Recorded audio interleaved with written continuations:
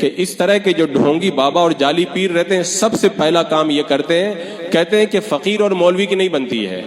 ان کو پتا ہے کہ یہ اگر مولوی کے پاس جائے گا، عالم کے پاس جائے گا تو ہمارا بھانڈا پھوٹ جائے گا، تو سب سے پہلا کام یہی کرتے ہیں کہ علماء سے منع کرتے ہیں۔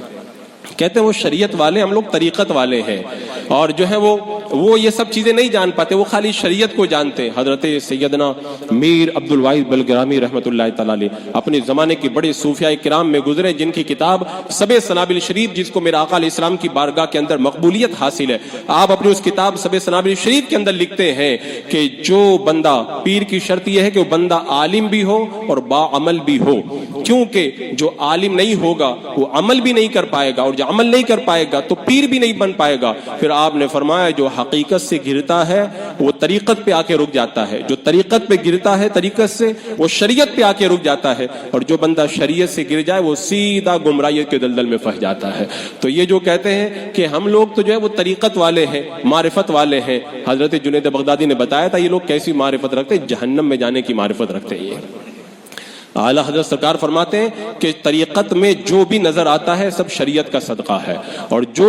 حضرت میر عبد الواحد الگرامی علیہ رحمہ نے فرمایا جو بھی حقیقت اور طریقت کو پیش کرے شریعت کے خلاف ہو، سمجھ جاؤ وہ سراسر گمراہی ہے، سراسر گمراہی ہے۔ تو یہ علماء سے اسی لیے منع کرتے ہیں، اگر علماء کے پاس جائیں گے تو ہماری داڑھی منڈے ہیں، سب سے پہلے ہماری داڑھی پہ اعتراض ہوگا، ہم نماز نہیں پڑھتے ہماری نمازوں پہ اعتراض ہوگا، ہمارے کڑوں پہ اعتراض ہوگا، ہم مزارات کو سجدہ کرواتے اس پر اعتراض ہوگا، ہم ڈھول تاشا بجواتے وہ بھی شریعت کے خلاف ہے، اس کے اوپر بھی اعتراض ہوگا، ہم عورتوں سے مصافحہ کرتے ہیں، عورتوں سے پاؤں دبواتے ہیں، یہ بھی حرام ہے، اس پر بھی اعتراض ہوگا، ہم بے پردہ عورتوں کو دیکھتے ہیں اور بے پردہ عورتوں کو دیکھنے کے بارے میں شریعت کا حکم ہے، قیامت کے دن اس کی آنکھوں میں سیسا پگھلا کر کے ڈالا جائے گا، پھر ہمارے اوپر یہ بھی فتویٰ لگے گا۔ انہیں پتا ہے اگر علماء کے پاس یہ لوگ جائیں گے تو پھر ہمارے اوپر ہزاروں فتوے لگیں گے اور پھر کوئی ہمارے قریب بھی نہیں آئے گا، اس لیے سب سے پہلا کام یہی کرتے ہیں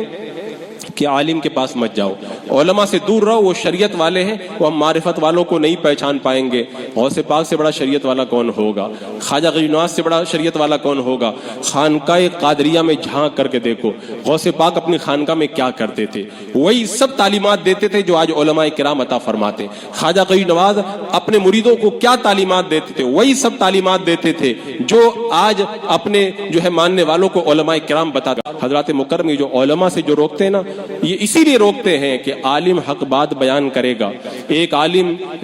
پورا مہینہ ڈیوٹی کرتا ہے، مسجد میں ڈیوٹی کرتا ہے، مدرسے میں ڈیوٹی کرتا ہے، لوگ اسے بڑی مشکل سے 10,000 روپیہ دیں گے اور ان ڈھونگی لوگوں کو روزانہ جا کے ہزاروں روپیہ پیش کریں گے، اور اسی لیے یہ لوگ کاروبار سجا کے بیٹھتے ہیں۔ ان کو پتا ہے کمانا بڑا مشکل کام ہے، سب سے آسان کام ہے ڈھونگی بن کے بیٹھ جاؤ، ہزاروں روپے خود بخود لوگ لا کر کے دیں گے۔ آج ایک پھنسا ہے کل دوسرا پھنسے گا، تیسرا کوئی اور پھنسے گا، یہ نکلے گا، چوتھا کوئی اور آئے گا، اور ایسے ان لوگوں کا کاروبار چلتا رہے گا۔ تو یہ